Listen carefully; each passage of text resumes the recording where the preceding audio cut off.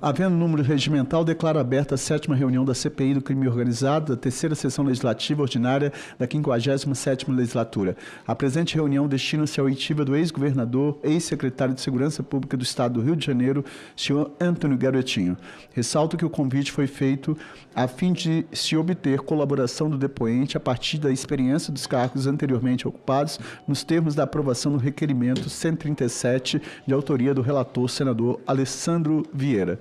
Antes de iniciarmos os nossos trabalhos, submeto a deliberação do plenário a dispensa da leitura e aprovação da ata da 6ª reunião realizada no dia 9/12/2025. Senadores e senadoras que aprovam permaneçam como se encontram. A ata está aprovada e será publicada no Diário do Senado Federal. Convido a fazer assento à mesa o convidado, o senhor Antônio Garotinho.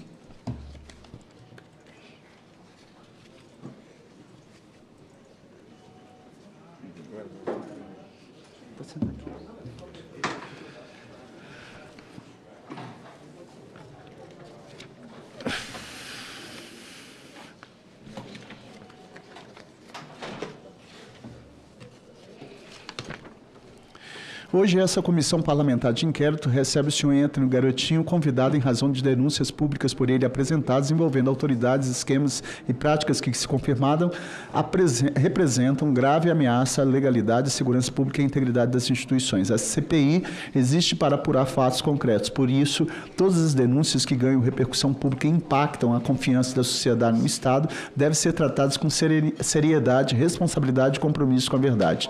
Ao trazer essas informações ao debate público, Vossa Senhoria assumiu também o dever de apresentá-las de forma clara, objetiva e fundamentada. Este é o espaço institucional adequado para detalhar fatos, indicar contexto, apresentar documentos e esclarecer circunstâncias que auxiliam o trabalho investigativo dessa comissão. Não se trata de pré-julgamento, tampouco alinhamento político. Essa CPI não atua a partir de narrativas, mas de fatos. Nosso compromisso é exclusivamente com o interesse público, com a apuração responsável e com o fortalecimento das instituições democráticas. Reiteramos o respeito ao devido processo legal, ao contraditório e ampla defesa, princípios que orientam todos os trabalhos dessa comissão e asseguram a seriedade dessa investigação. Denúncias dessa natureza exigem responsabilidade, não podem permanecer no campo da insinuação nem da retórica. Cabe a essa CPI apurá-las com rigor técnico, transparência e independência e cabem a quem as formula colaborar de forma efetiva com o esclarecimento dos fatos. A sociedade brasileira espera respostas. Essa comissão não se contentará com evasivas ambiguidades ou generalizações. Nosso dever é transformar denúncias em apuração concreta e resultados institucionais. Agradeço a presença de Vossa Senhoria, senhor Antônio Garotinho, e reafirmo que este espaço está aberto para colaboração clara, objetiva, comprometida com a verdade, para que possamos cumprir nosso papel constitucional e responder à sociedade com seriedade e transparência. Muito obrigado. Senhor Antônio Garotinho, mais uma vez agradeço, bem-vindo ao Senado Federal. E o senhor tem um painel com tempo que estará disponibilizado por 20 minutos para o senhor fazer a sua exposição. Muito obrigado. Obrigado, senador Contarato. É um prazer falar, o senador Alessandro Vieira, o senador Mourão. E eu queria, senhor presidente, antes de falar dos assuntos, fazer dois registros.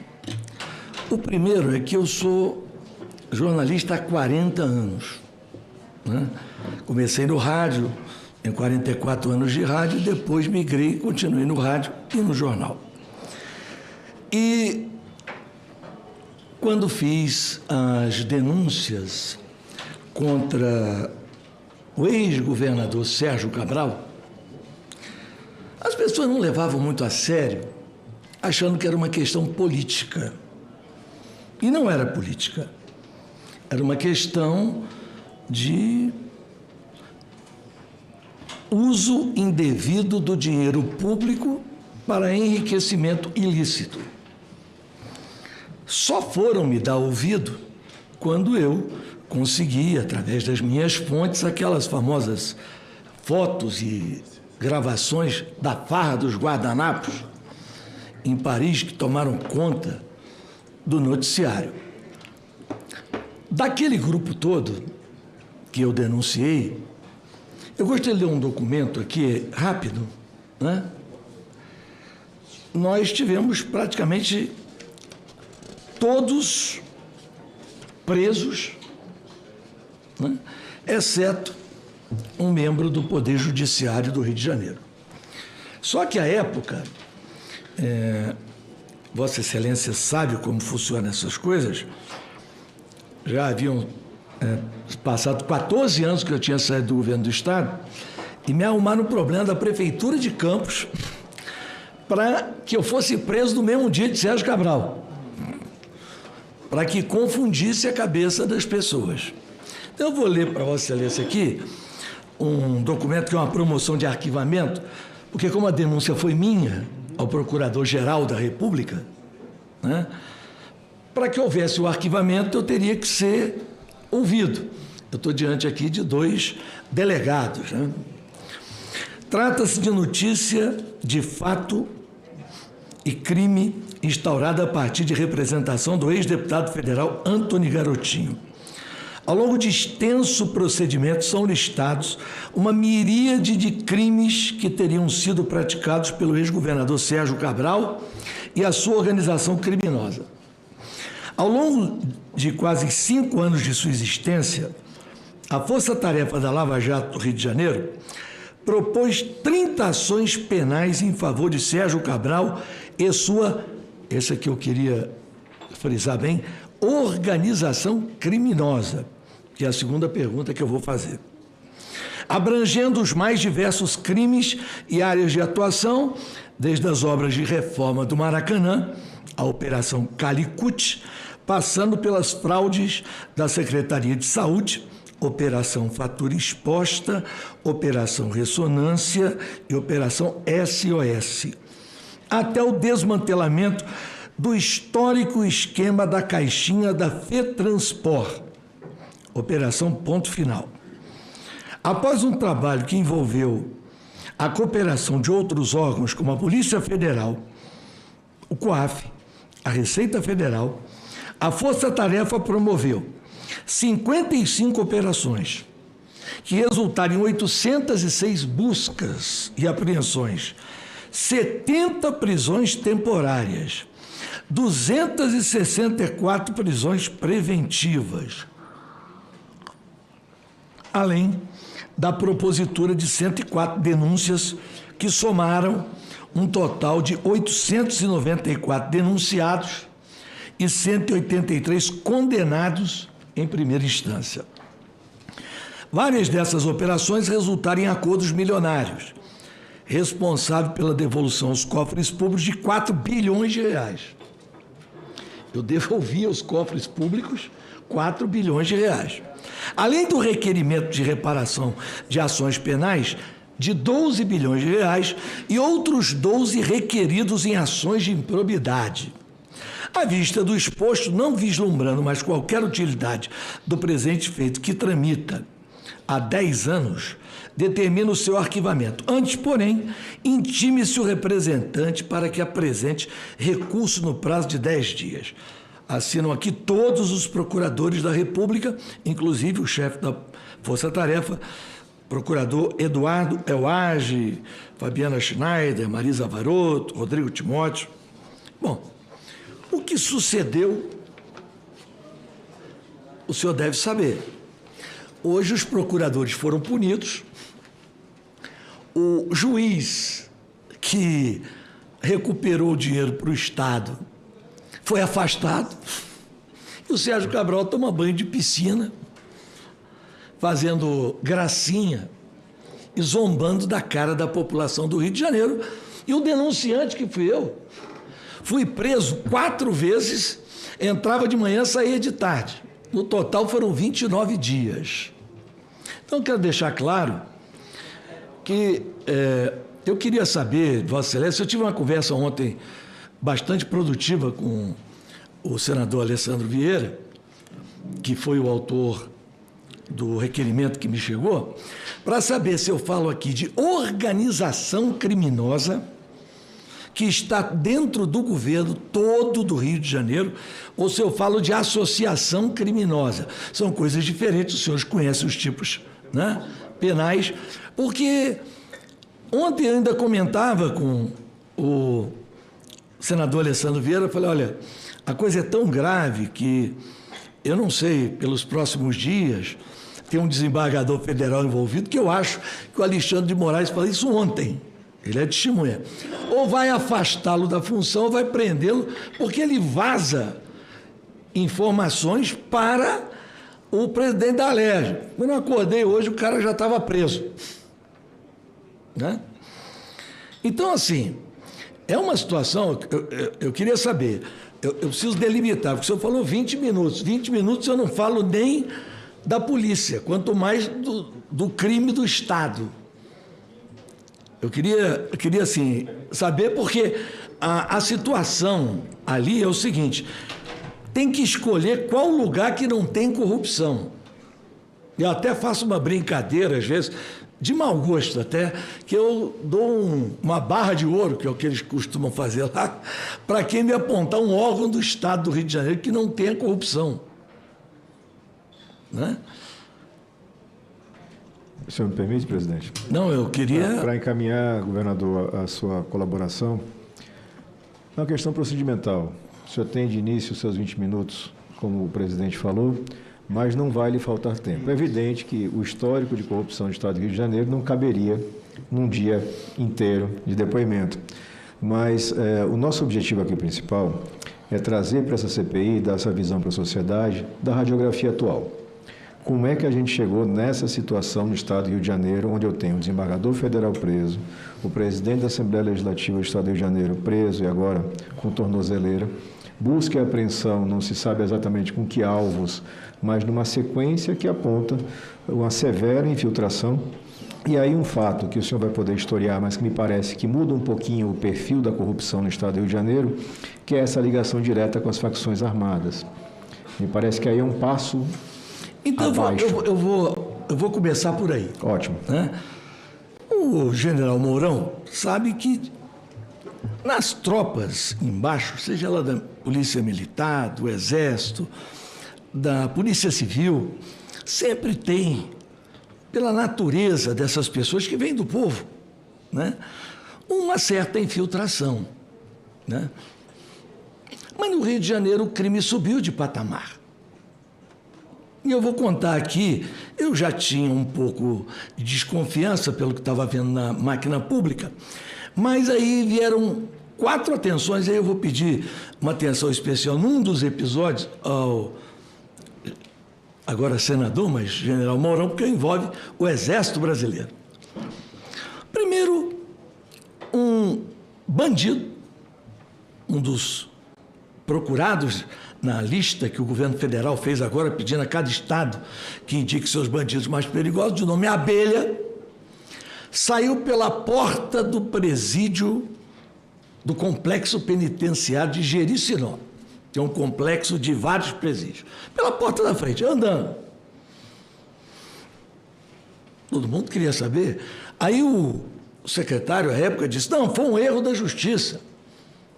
Eu verifiquei lá no sistema que ele estava em liberdade. Aí a justiça, não, foi erro do... Bom, foi erro de um, foi erro do outro. O Abelha está solto até hoje. Eu falei, poxa, isso está me cheirando alguma coisa muito estranha. Mas um fato não é suficiente para você levantar envolvimento de autoridades do nível de secretários, governadores, né, envolvidos com crime. Aí vi um segundo episódio, que até foi tirado da minha página e retratado pelo jornal O Globo numa ampla matéria. Comando Vermelho ordenou trégua no G20. Aí eu fui apurar, né? E, de fato, constatei que haviam vários prints para um acordo entre as facções, nesse caso não era só o Comando Vermelho, mas as facções não façam nada durante o G20, nem dentro, nem fora, que a gente vai dar uma regalia para vocês. Durante o mesmo período, foi permitido entrar com o celular, O Comando Vermelho ganhou um forninho daquele elétrico, tem um nome, Air Fry, né? Umzinho em cada ala auditiva pessoal mais importante, uma vergonha, né? E aí eu falei, bom, aí eles apresentaram uma estatística, né? Aqui numa nota pública, esta nota aqui, dizendo que a matéria do Globo e a minha reportagem eram falsas porque os números não se alteraram do período do evento do G20. Aí eu falei, não, peraí, vocês estão publicando o relatório do mês. Eu quero do período do G20. Fui até a Secretaria de Administração Penitenciária, conversei com agentes, porque a secretária não atende, né? E levantei. E, de fato, foi uma paz. Os números chegam até a ser assustadores. Oh, mas tá bem. Pode ser que tenha sido assim, uma coincidência, e para os bandidos também talvez seria bom não ter confusão nesse período. Mas aí veio um terceiro episódio também público. Todo mundo tomou conhecimento, envolveu até o marido de uma deputada federal. Tinha um congresso de medicina do Rio de Janeiro, e todos se hospedaram no hotel, entre o Recreio e a Barra. Os médicos desceram para fazer um lanche, tomar uma cervejinha. O congresso começaria no dia seguinte. Passam 2 motos com bandidos criminosos na moto. Confundiram um dos médicos com o Taylor.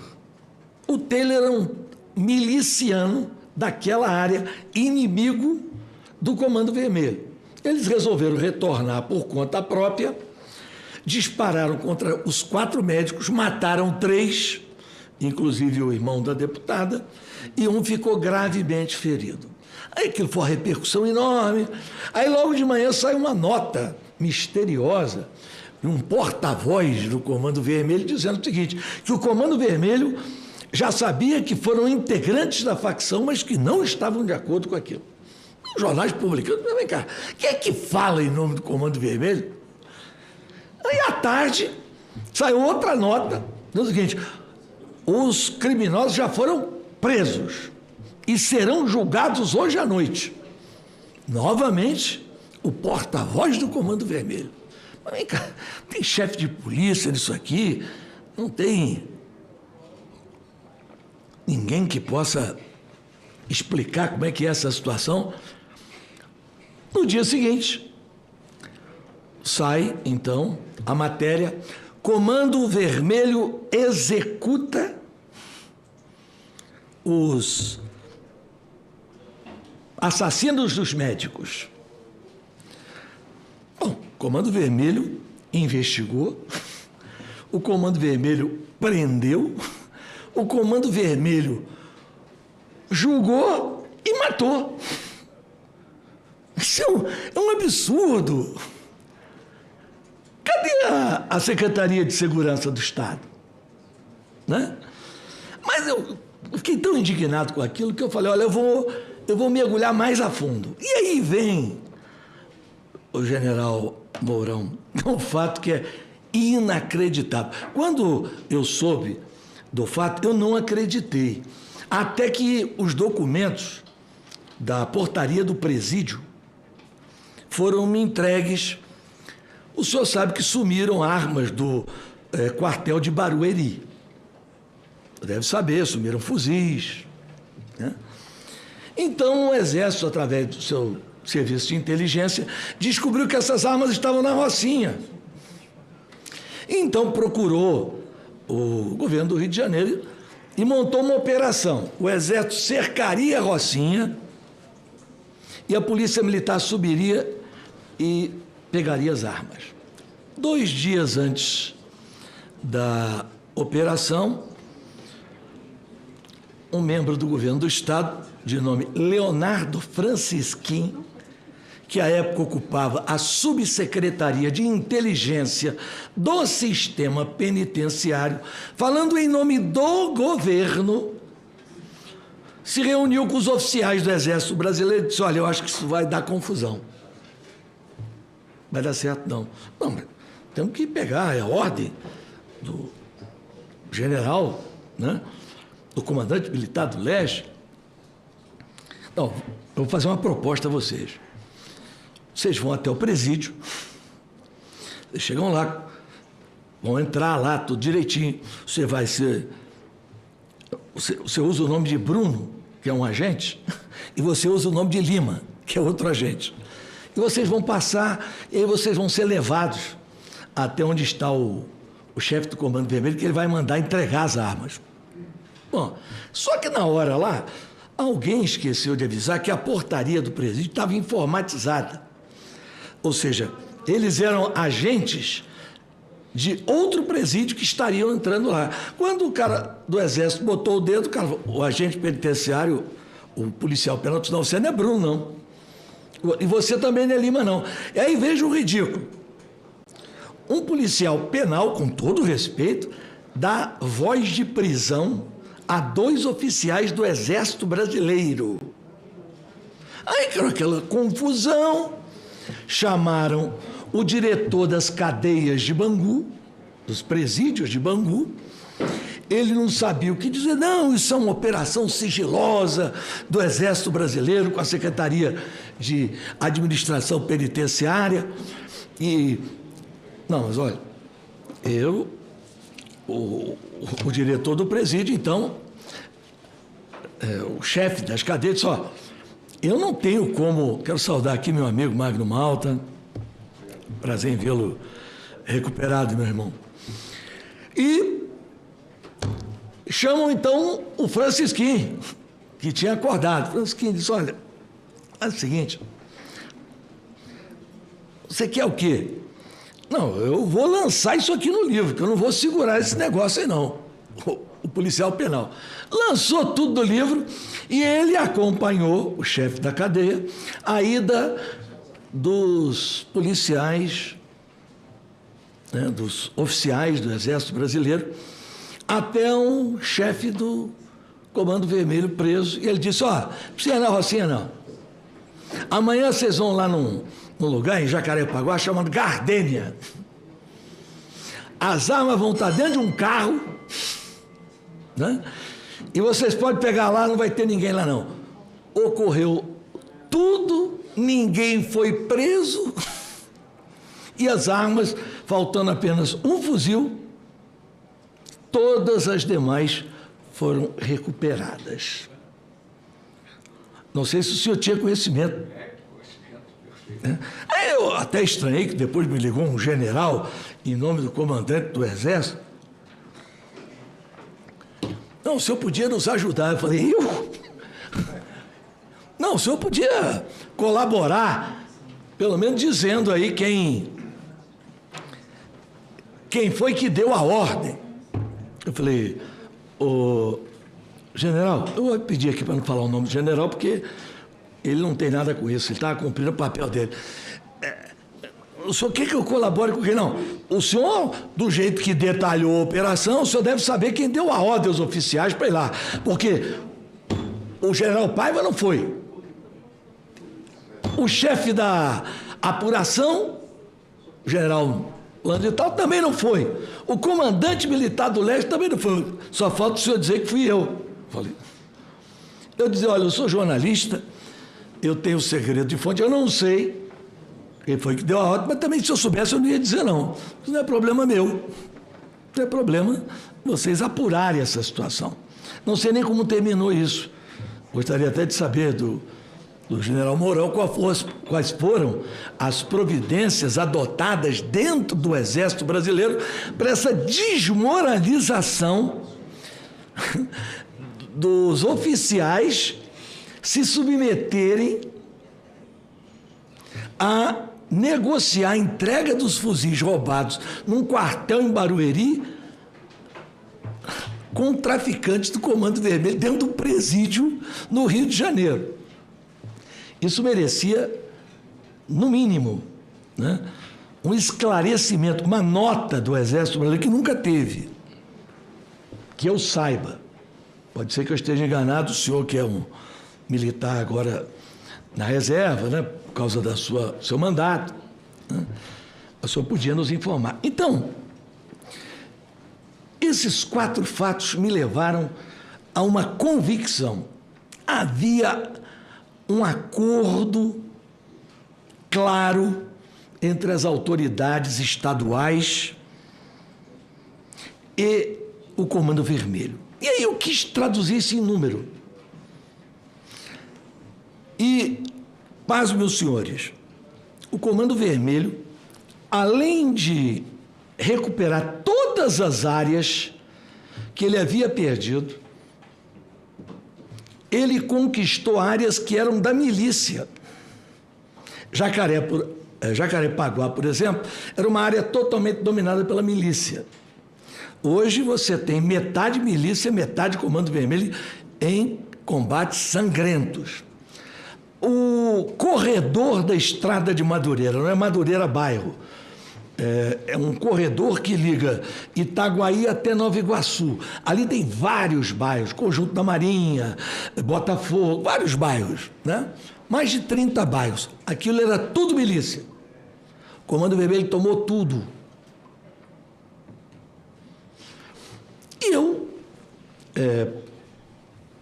por uma situação que vivi, né, eu hoje sou guardado por 12 homens da Polícia Militar do Rio de Janeiro, né, a pedido do Ministério Público do Estado. E acho que depois do que eu vou falar aqui, eu vou ter que pedir até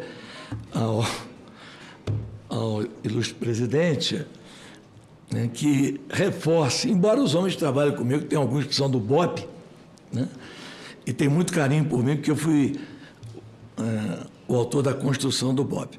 Pois bem, o Comando Vermelho recuperou todas as suas áreas, se expandiu, enquanto as outras organizações criminosas encolheram. Bom, mas eu precisava entender alguns aspectos. E aí eu fui percebendo o modus operandi de uma parte da lavagem do dinheiro do Comando Vermelho em setores que depois, eu estou falando isso aqui, é coisa de 1 ano atrás, que depois veio aparecer em relação ao PCC na Operação Carbono Oculto. Eles lavavam e lavam dinheiro através de uma rede de combustíveis cujo empresário, ele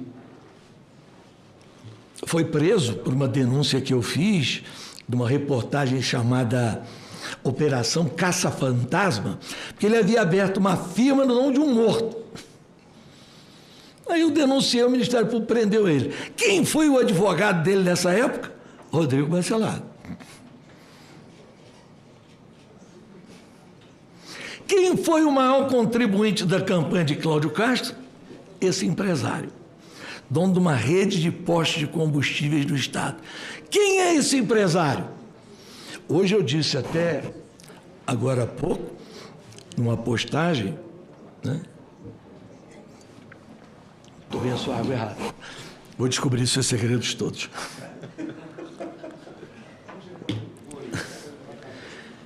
O nome desse empresário é Fernando Trabac.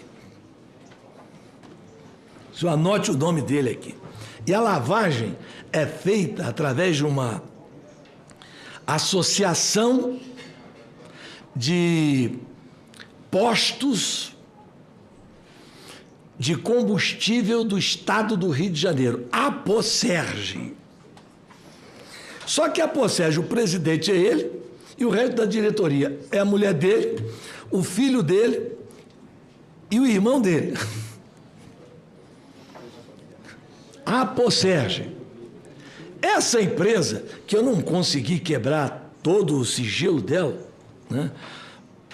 Porque a gente também tem que investigar, mas também não pode sair da lei, não pode cometer crime em nome da legalidade. Mas teve um ano que ela movimentou, era uma associação, mais de R$1 bilhão. associação de pó de gasolina. E eu fui saber com outras pessoas, né, que têm redes grandes de combustível, se eles estavam filiados. A maioria nem sabia da existência. Como ele tem muitos postos. Então, eu já dei aqui 2 nomes que os senhores deviam colocar no radar. Um chama-se Leonardo Francisquim, atual subsecretário geral de administração penitenciária. Os presídios do Rio de Janeiro se transformaram, e aí eu vou dar aqui 3 exemplos, né, num escritório do Comando Vermelho. Tanto que os senhores viram aqui pela reportagem do Globo, que eu mostrei, feita em grande parte com os prints que eu consegui junto a agentes penitenciários que não concordam com... não concordam com esse tipo de situação, né, que quando eles quiseram decretar, né, paz durante o G20, não teve nada, não aconteceu nada, entrou tudo nesse dia, né? Bom, e dei o segundo nome, que é o do senhor Fernando Trabalho. Pois bem, o que acontece hoje de anormal na Secretaria de Administração Penitenciária? Existia um negócio que todo mundo tentava acabar, eu mesmo tentei acabar, mas era difícil acabar, que são as cantinas. E, finalmente, o Ministério Público determinou que acabasse com as cantinas. E o governo criou um programa chamado Cesta Online. Como é que funciona a Cesta Online? Cada preso, a família dele tem direito a comprar 2 salários mínimos por semana através de um programa que ele entra, acessa e cai para uma das 2 firmas, dependendo de onde o preso está. Tem a numeração, então ele sabe, ó, se é do número tal, tal, cai para uma empresa. Se é do número tal, tal, cai para outra empresa. Cesta Online. Pois bem, eu achei interessante, falei, 2 salários mínimos por semana para a família de preso, tá bom. Tem preso que pode pagar, a maioria não pode, mas... Vamos ver a empresa. Aí comecei a investigar a empresa. Aquela coisa habitual de sempre, vamos ver onde fica e tal. Aí eu descubro que uma das empresas, são 2 empresas, uma chama-se Caçarote e a outra é Locacem. A Caçarote, eu encontrei a sede dela, lá perto dos presídios, em Bangu, na Avenida Brasil, né? Tem caminhões. A Locacem, uma pequena casa com telha de amianto, no bairro do, acho que é Pilar, em Duque de Caxias. Eu até liguei para um colega meu, o Washington Reis, falei, escuta, você conhece esse bairro aí? Ele conhece até como governador, asfaltou umas ruas lá. Eu falei, tá bom. Você conhece essa empresa aí? Não. Não conhece a Locacem? Deve ser uma empresa grande para fornecer alimentação para esses presos todos.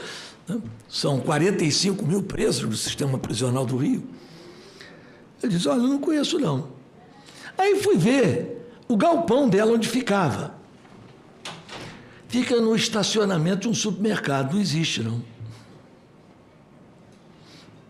Rapaz, não tem sede,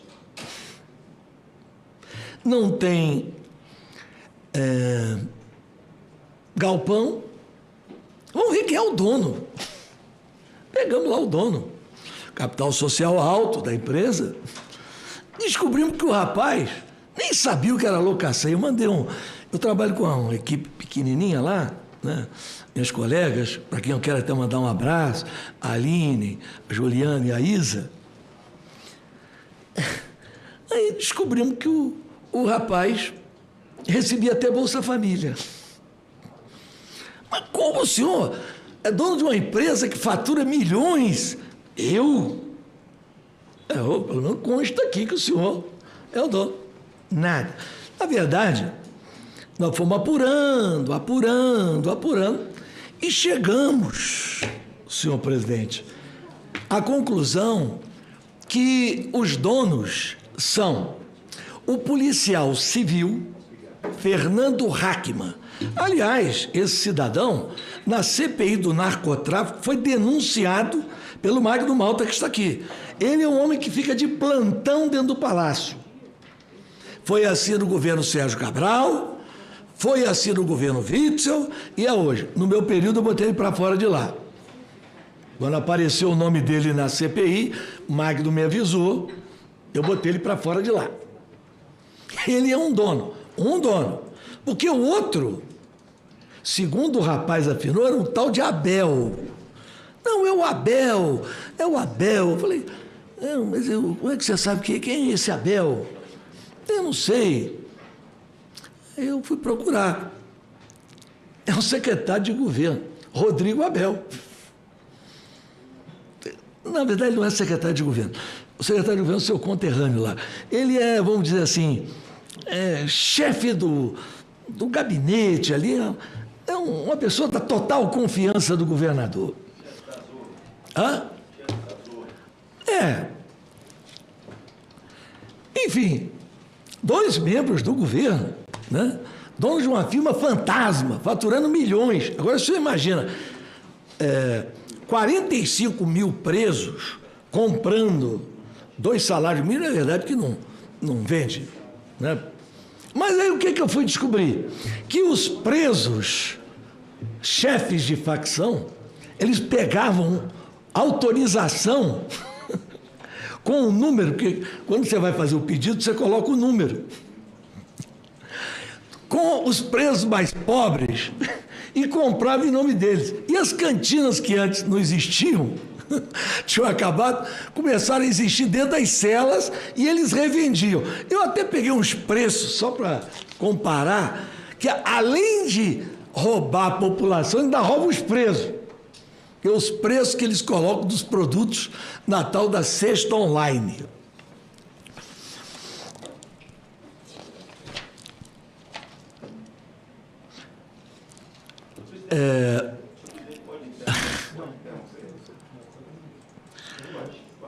Olha assim, só para... Não é nem interromper, é só para contribuir com o garotinho. Ô, senador, com todo respeito, é porque o tempo do convidado era 20 minutos, nós já estamos indo... Não, pelo amor de Deus, do convidado. O tempo do convidado era de 20 minutos, já estamos indo para 40 minutos. Depois que ele expor, aí eu vou abrir para o relator e abro para o parlamentar. Quero registrar a presença do senhor, do deputado Luiz Lima. Bem-vindo a essa casa. Mas, por gentileza, se o senhor puder já tentar indo para a conclusão, para que o relator possa fazer as intervenções e o colega senador também assim contribuir, bem como o vice-presidente. Então, aí eu pedia ao pessoal, por exemplo, eu tenho aqui um item, né? Cortador de unha. Que, aliás, não devia nem ter cortador de unha para vender para preso, que é perigoso. Mas tem, né? No supermercado mundial custa R$ 6,99. Na cesta online custa R$ 19,76. Creme dental Oral-B anticário, que eles colocam lá na cesta também a marca. No supermercado custa R$ 4,00. Na cesta online custa R$ 9,56. Eu não vou ficar falando aqui de preço, só para vocês terem noção da safadeza de roubar preso. Roubar preso. Bom, aí eu digo, isso é um absurdo. Aí começo a me aprofundar no sistema da administração penitenciária.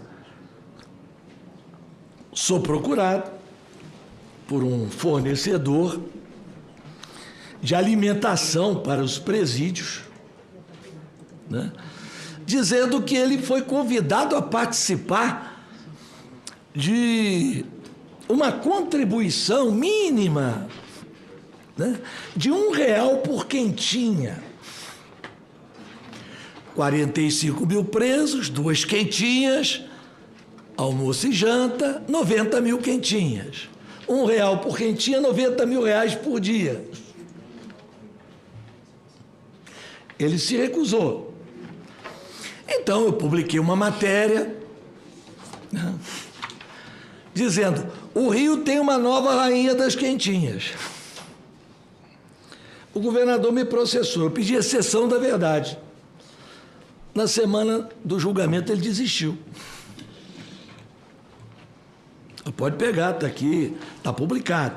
Ou seja, a Secretaria de Administração Penitenciária é fraude sob fraude, uma atrás da outra.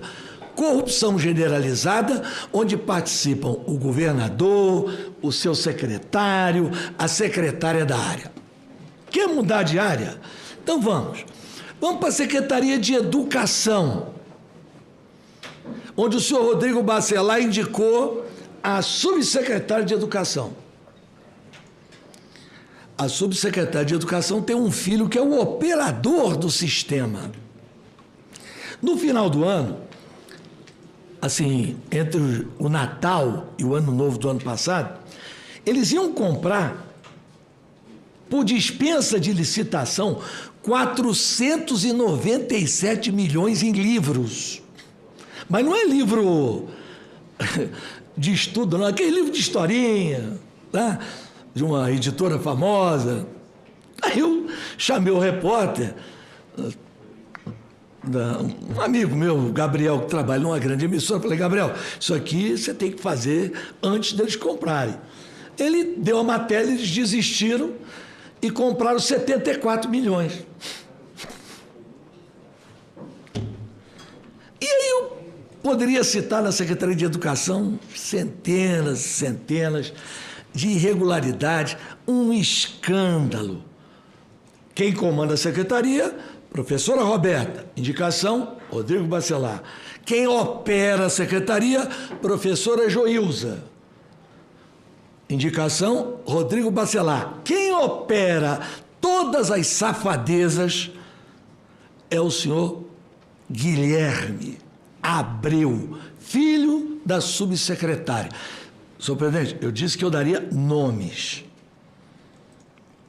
porque é leviandade você chegar aqui e fazer uma acusação e não dizer quem é, né? Aí vamos... Eu ia chegar na parte principal agora, mas eu posso mais 10 minutos? A gente faz assim, o que eu entendo, o apreço regimental do nosso presidente, ele tem razão para a gente manter o método, mas a partir de agora, a minha primeira pergunta é: o senhor pode continuar a apresentação? Posso. Aí nós chegamos na Secretaria de Fazenda. Secretaria de Fazenda, a equipe principal, o secretário, eu lamento, eu vou ter que citar o nome de todo mundo aqui, inclusive pessoas que... É totalmente administrada por Ricardo Magro. Ricardo Magro. Ele paga e muito bem. Agora, qual é a vergonha? Eu publiquei os vídeos de um jantar que ele promoveu em Nova York. Até quiseram me... Vai, meu irmão. Ah, mas como é que você conseguiu esse vídeo? Não é problema meu. Né? Onde estavam presentes no jantar em Nova York?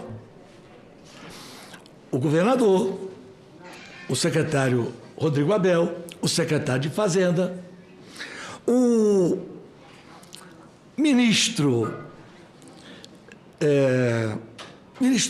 o líder do governo no Senado, o senhor Jacques Wagner, que discursou.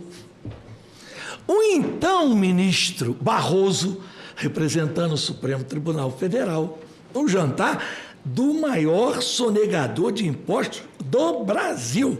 E o presidente da Câmara, Hugo Mota, além de outras figuras que foram citadas pelo cerimonial do evento. Eu vi aquele vídeo, eu não acreditava.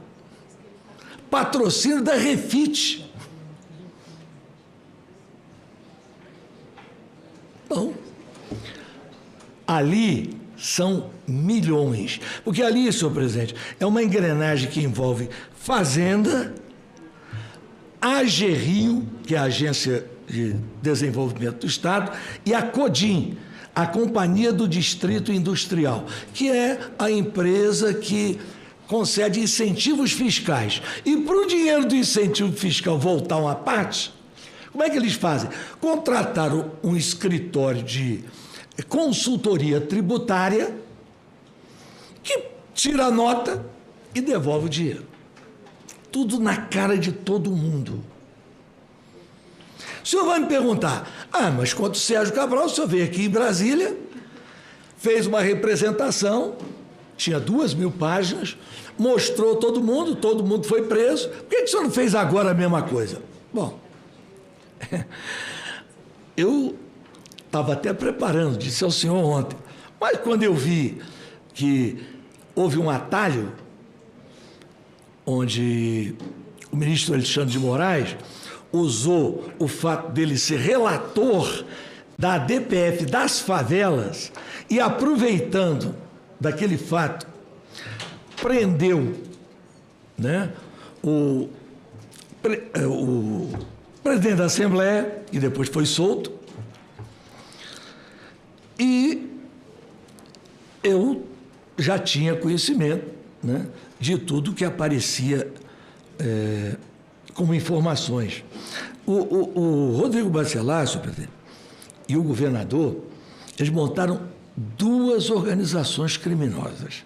Uma na Assembleia Legislativa, o senhor vai ver, se essa investigação for a fundo, a lamentável situação. E vou dizer para o senhor, corrupção não tem partido. Tem gente de tudo quanto é partido envolvido. Tem uma lista de 47 deputados que recebem mesada.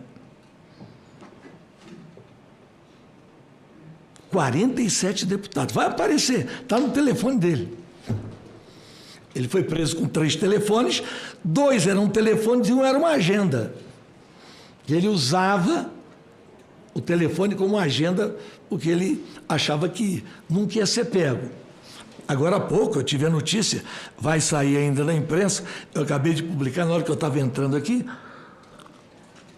já encontraram uma conversa dele com o corregedor do Ministério Público Estadual do Rio de Janeiro.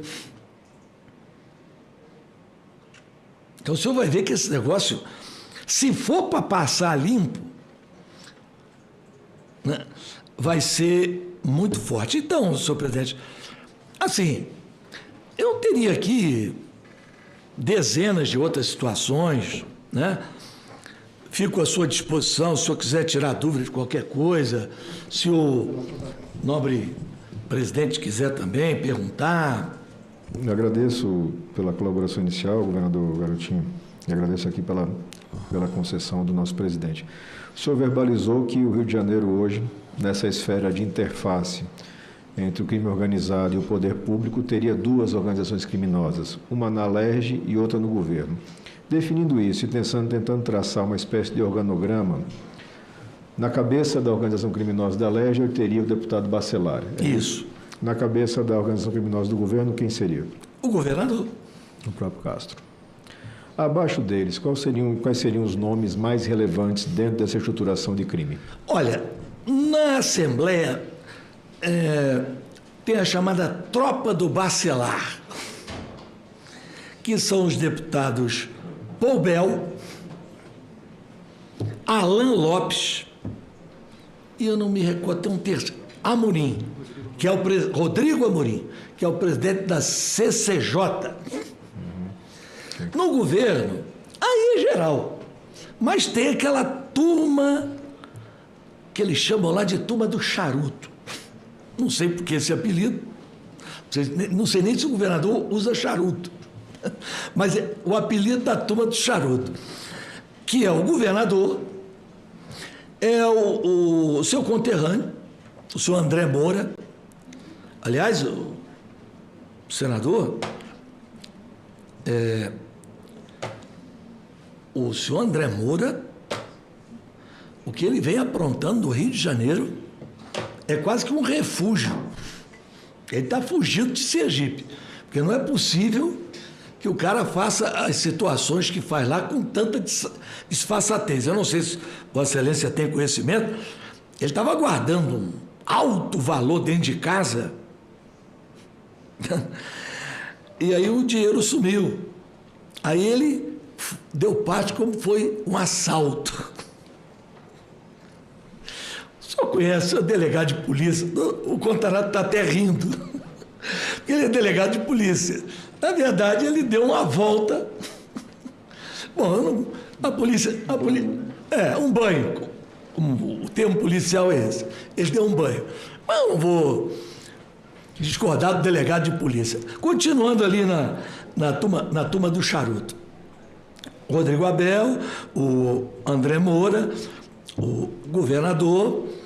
Você me vê mais quem ali?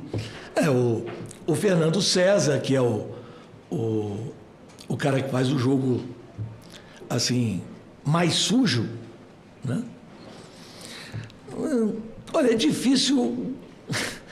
O secretariado, como é que o governador, ele não era uma pessoa experiente, ele era vereador de ser, e caiu ali de paraquedas, assumiu numa eleição, então ele terceirizou.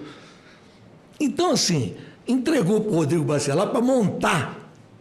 Então, cada secretaria é um feudo. E cada um quer obter para si e para o grupo, né, o maior lucro possível. É difícil chegar aqui e dizer, olha, fulano não está. Entendeu? Mas, assim, quem tem o dever de zelar por isso é o governador, né? O senhor pode apontar, o senhor já fez isso na sua declaração inicial, mas falando da organização criminosa, nas suas palavras, a organização criminosa da Alerj, a captura do orçamento se daria por que vias? O senhor deu alguns exemplos, mas particularmente a turma que seria, nas suas palavras, comandada pelo deputado Bacelar, se apropriaria do orçamento de que formas? Não, olha, embora tenha emenda impositiva, não tem a proporção que tem aqui no governo federal. É muito pequena. A captura do dinheiro, não é do orçamento, é feita através da seguinte forma. O Rodrigo Bacelar arrecada, né? O senhor vai ver que vai aparecer na agenda 400 mil.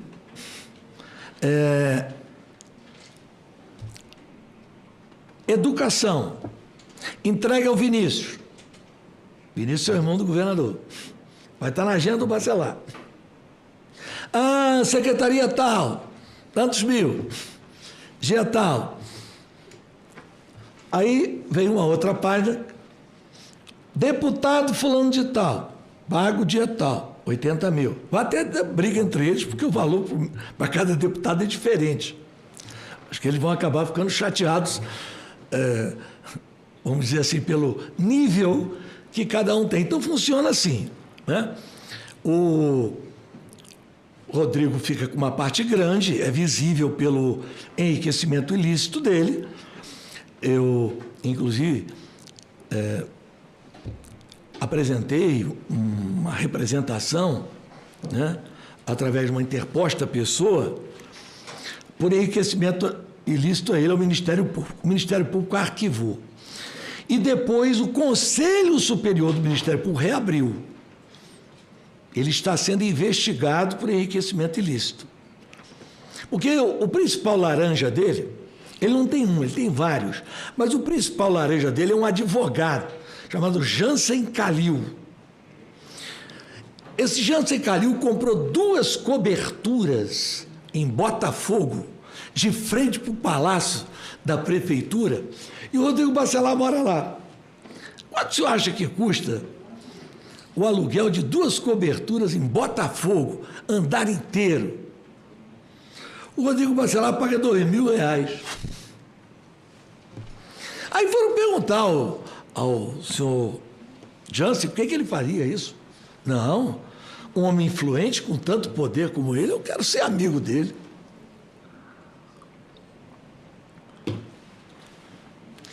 O Rodrigo Bacelar Eu mostrei, fiz uma reportagem, tem 2 semanas, está construindo na minha cidade um clube privado, com quadra de tênis, com campo de futebol, com, enfim, L ponto. Eu comecei a desconfiar, né? Minha cidade lá, eu mandei o pessoal ir lá. Disseram, o deputado desce ali, está mandando fazer um L ponto para ele descer ali. Na cara de pau, o terreno custou 3,5 milhões. Se a Polícia Federal não achou mais dinheiro hoje, é porque não foi em uma das casas que não está no nome dele, está no nome do irmão dele, que é o outro grande laranja dele, que chama-se Nelson Bacelar, estou dando o nome. Comprou uma casa num condomínio lá em Campos chamado Granja Corrientes. Tá?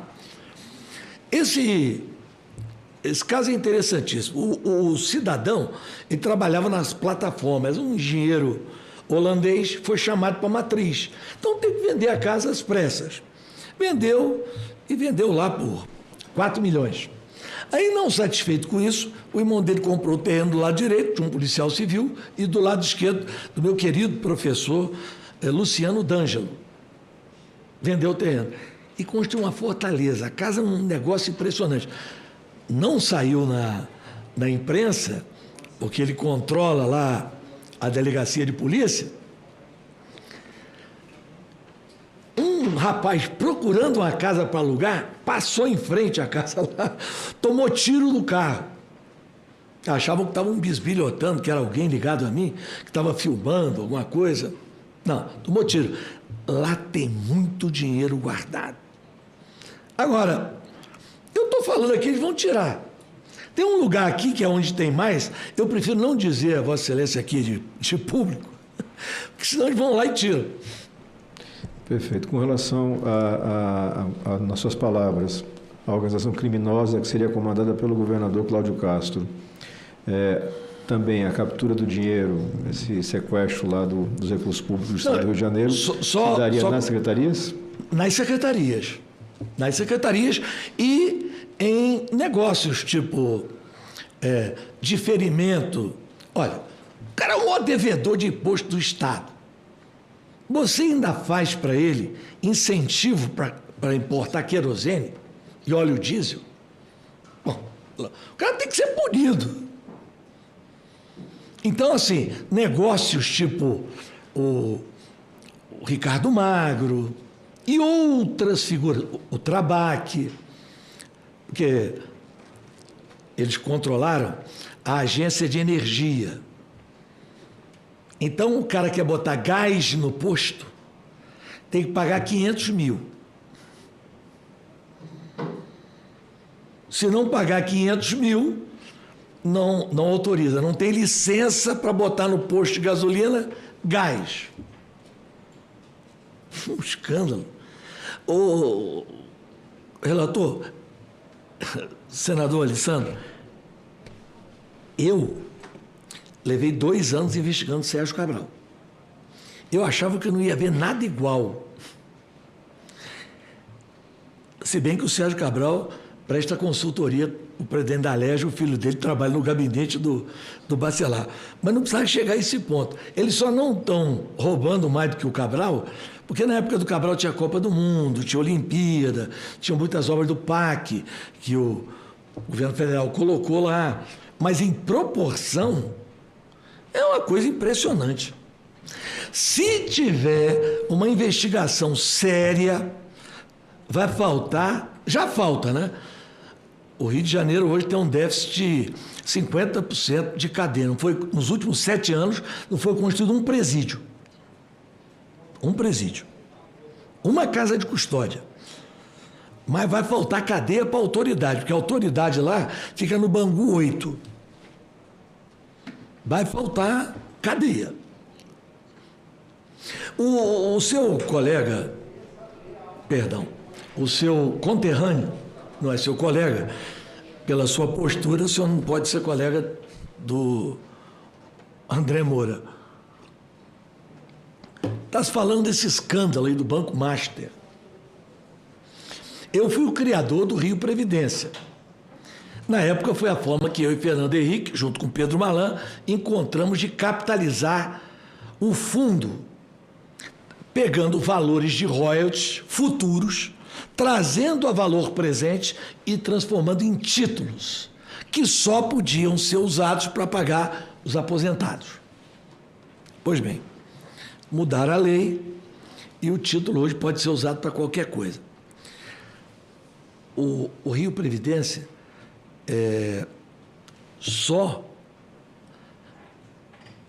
com o Banco Master botou 930 milhões de reais depois de advertido pelo Tribunal de Contas que o banco estava em processo de falência. Mas não é só isso não. A SEDAI, que tem um outro fundo de previdência muito forte, botou 250. Vão perder o dinheiro todo. Porque foi naqueles títulos que não tem cobertura do Fundo Garantidor de Crédito. Vai quebrar o fundo? Vai atrasar o salário dos aposentados? Não vai, porque o fundo tem 9 bilhões. Né? Mas quem vai ser responsabilizado? Todo mundo sabe, até as paredes confessam, como diz aquela canção, né? Que quem indicou essa diretoria do Rio Previdência foi o Rueda junto com o André Moura. E o senhor tem informação de algum benefício recebido por eles pela aquisição dos títulos podres do Master? Olha, eu tenho, mas eu não quero falar aqui o valor, porque a pessoa que me informou, depois pode não querer confirmar, é diretor lá trabalha no fundo, né? Mas é um valor alto, acima de R$1 milhão por aplicação. Tá? O senhor Antônio Rueda e o senhor André Moura, Banco Master. Então, assim, além daquela corrupção cotidiana, da licitação fraudada, um negócio que a lei tem que mudar rapidamente, adesão de ata. Estão aderindo à ata com uma facilidade enorme. Seria uma coisa boa se não tivesse picareta no mundo. Mas do jeito que tem, não tem como. A adesão de ata no Rio é assim, uma atrás da outra. Então, se eu perguntar, qual a modalidade de corrupção que tem lá? Todas. Todas.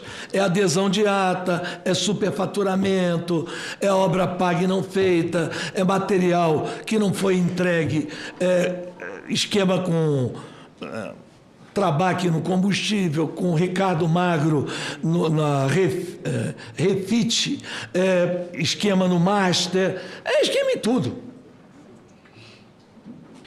Eu lamento, né, que ainda tem alguém no Estado que não veja isso. Eu acho até que muita gente vê, mas nós chegamos a um ponto de naturalização.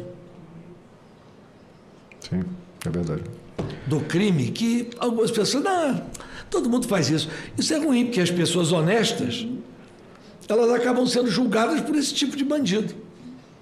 Né? Aí, governador, entrando para o momento porque a corrupção A corrupção avançou no Rio de Janeiro, a gente já entendeu nesse cenário, mas um dos pontos, e talvez o ponto fundamental para essa CPI, é o momento em que você tem a vinculação com o crime armado. Eu citei no início aqui os pontos ali. Sim. Do Comando Vermelho. De conexão entre o deputado Bacelar e as lideranças do Comando Vermelho. Não só do Bacelar, mas do sistema penitenciário. O Leonardo Francisquim. Sim. Essa conexão, ela tem uma derivação da conexão tradicional da política fluminense com o jogo do bicho ou é uma nova construção? Não. É uma nova construção? Não. O jogo do bicho, ele se profissionalizou e criou o escritório do crime, cujo elemento principal morreu em confronto, entre aspas, com a polícia, o capitão Adriano, que eu prendi quando fui secretário de Segurança, era um policial valente, mas um pouquíssimo caráter, que não honrava a polícia. Então, o escritório do crime contrata, é contratado, né, pela contravenção. Assim, quer matar fulano? Por isso que eu tenho minhas dúvidas, sabe, Excelência, em relação à morte da Marielle, mas não é o caso aqui, eu não vou tocar no assunto, porque, para mim, né, a coisa não foi bem como tentaram colocar ali, não, mas em outra oportunidade. Eu estou procurando aqui, ser o mais objetivo possível. Espero que esteja sendo, né? Eu sei que amanhã a parte da imprensa vai dizer, mas não falou, não tem prova. Tudo que eu estou falando aqui, eu tenho prova, eu estou dando o nome, eu estou dando os fatos, eu estou trazendo aqui reportagens que foram feitas, eu estou trazendo aqui, como no caso que o general Mourão diz que já sabia, né, a cópia do livro de entrada do presídio, onde foi registrado. Então, para amanhã não dizer assim, não, o garotinho foi lá e não falou nada. Eu estou falando tudo. Vossa Excelência pergunte tudo o que quiser, porque eu conheço, eu sofri na pele, assim, uma certa tentativa de destruição, né, da minha imagem, né, porque eu tinha atacado o sistema. O senhor sabe que quem vai contra o sistema, especialmente o sistema financeiro, né, nesse país não tem muito futuro. No tocante a essa parceria, a infiltração do Comando Vermelho, em particular o Comando Vermelho, com o governo do Estado, de que forma se deu essa expansão do CV, em contrapartida à redução da atuação de milícias e outras facções? E em que ponto você tem indicativos ou notícias de movimentação de tropa, definição de delegacia, titularidade de delegacia ou de comando de batalhão, vinculado diretamente a essa interseção entre Comando Vermelho e Poder Público? Então, o senhor deve ter lido, porque saiu em todos os jornais, a briga que havia no Rio de Janeiro para indicar chefe de polícia, tanto da civil quanto da militar. Bacelar chegou quase a romper com o governador se não indicasse o chefe da Polícia Civil do Rio de Janeiro. Ele chegou a indicar um delegado, que depois foi afastado. Os atuais chefes, né, me parecem que não estão seguindo a orientação dele. Eu quero ser aqui bem sincero, né? Mas funcionava dessa maneira. Indicava o chefe da civil, aí o deputado da base da lista dos 47 chegava e dizia, ó, delegacia da minha área, fulano de tal. O senhor vai ver que dentro de poucos dias vai ter um deputado aí que vai ser preso. Ele botou dois, ainda quando era um outro comandante da polícia, botou dois policiais militares à disposição do gabinete dele, e ele faz segurança para o Peixão. Peixão, criminoso terrível lá do Rio de Janeiro.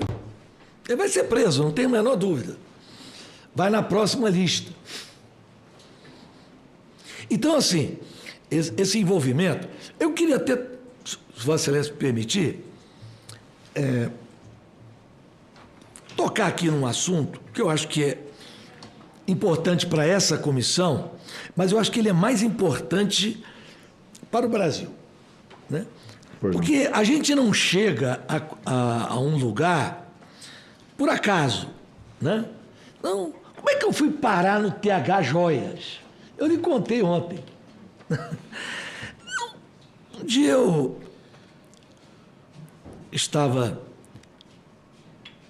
lá no meu escritório, um rapaz me liga e diz, sabe quem desceu de helicóptero aqui na minha cidade? É uma pequena cidade que o deputado Luiz Lima conhece.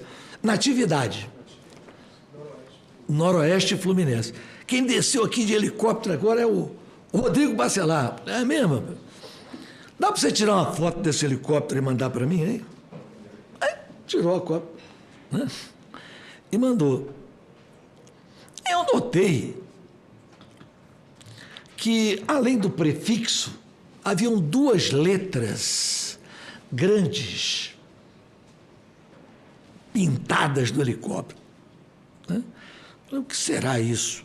Aí comecei a ligar para as empresas de táxi aéreo para descobrir o que era aquele MM.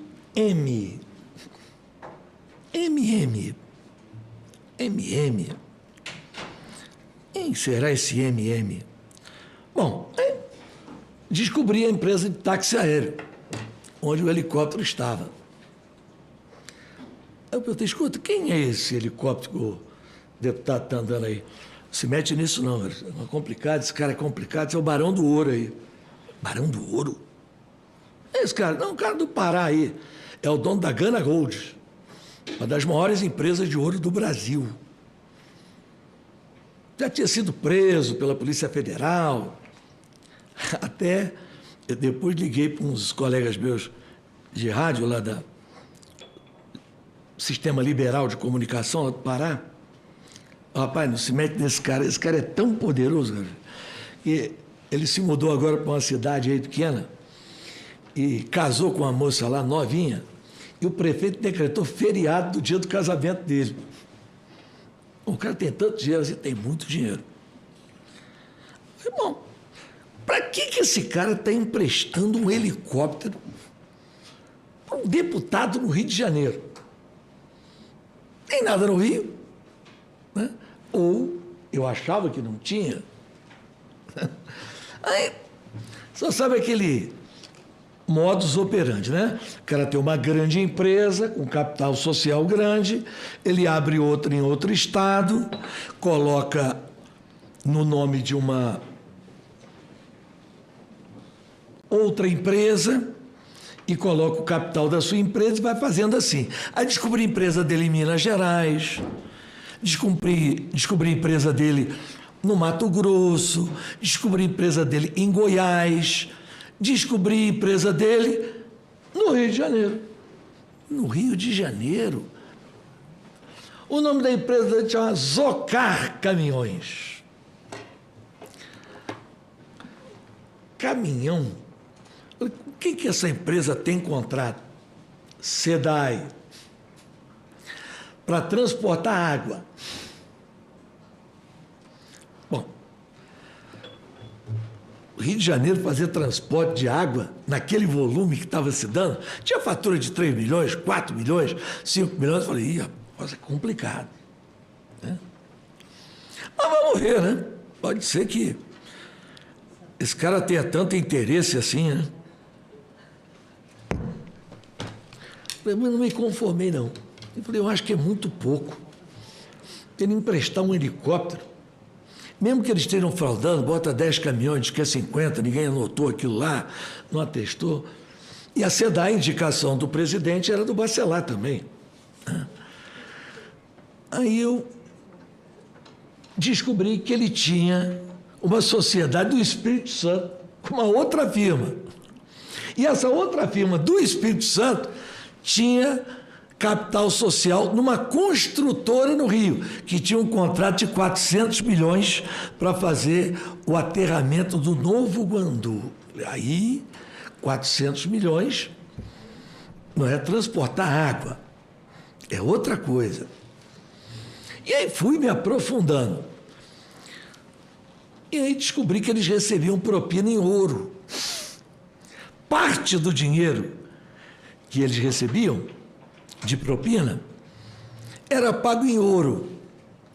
Eu até lamento que não esteja aqui um deputado do Rio de Janeiro, que eu lhe contei ontem, que estava aborrecido com o governador e foi lá pedir ajuda. Bom, eu queria que meu pai fosse nomeado, o governador tratou comigo e disse que ia me dar a secretária. Eu falei, eu não falo com o governador, não estou com o governador, não posso tirar. Não, mas senhor, me dá uma ajuda aí, me dá uma coisa dele aí para eu falar. Não, vou vender informação para você. Mas olha, eu vou escrever isso aqui para você. Você vai lá na tribuna da Câmara, sobe e fala. Aí escrevi para ele. Governador, ele fez o discurso aqui. O senhor vale ouro. O senhor e o presidente da Assembleia são homens que brilham. São homens que... de um quilate que não pode ser medido. Segundo ele me contou, quando ele desceu no aeroporto do Rio de Janeiro, o assessor do governador já estava lá esperando ele. Ele não entendeu nem o que ele falou, porque ele não sabia também, porque eu não contei para ele o que era, que eu tinha medo dele vender a minha informação. Nomeou o pai dele. Infelizmente veio a falecer depois, tal. Mas foi o secretário. Então, assim, aí eu falei, ouro, o que esse pessoal faz com tanto ouro? Eu disse, né? Eu não vou dar todos os detalhes aqui, né? Porque aí para pegar o crime perfeito, eu preciso de uma informação da CVM. O senhor sabe que existem muitos títulos lastreados em ouro, né? Mas ele pegavam parte do ouro e davam para o TH Joias.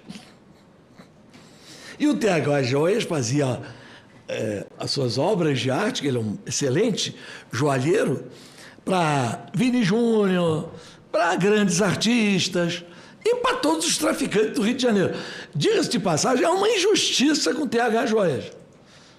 Dizer que ele é do Comando Vermelho. Ele faz joias e vende armas para todas as facções. Ele tem um namorado que é do Comando Vermelho.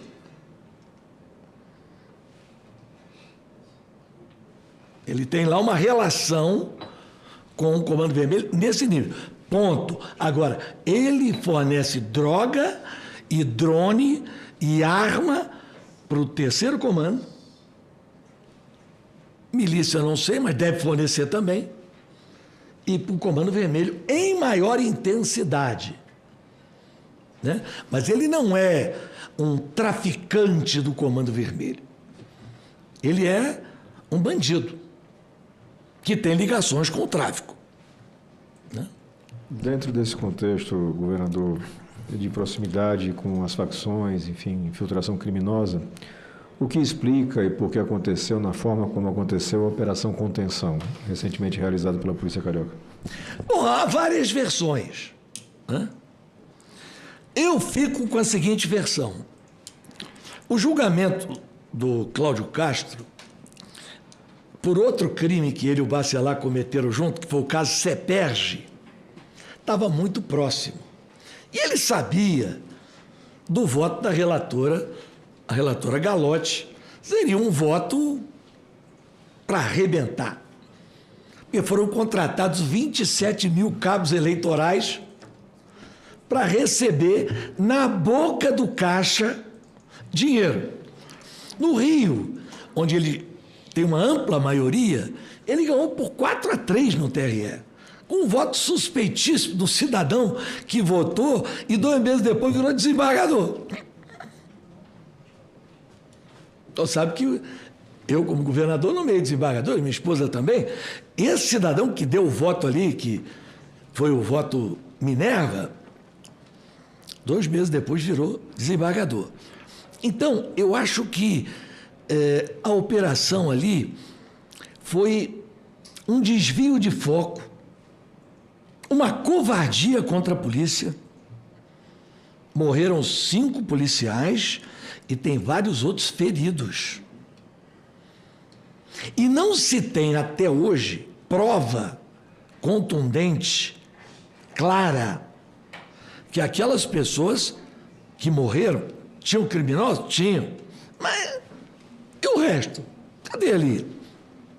E o ministro Alexandre de Moraes, eu quero dizer aqui, claramente, porque eu não tenho a menor simpatia, quero deixar isso bem claro, virou e, como relator da DPF das favelas, pediu para que fosse preservado o local para que ele mandasse peritos independentes fazer a perícia. Sabe qual foi a resposta do governador? Só se fizer outra operação, porque não dá para voltar lá. Então, a operação foi para quê? E o principal alvo, que era o DOCA, Não foi preso.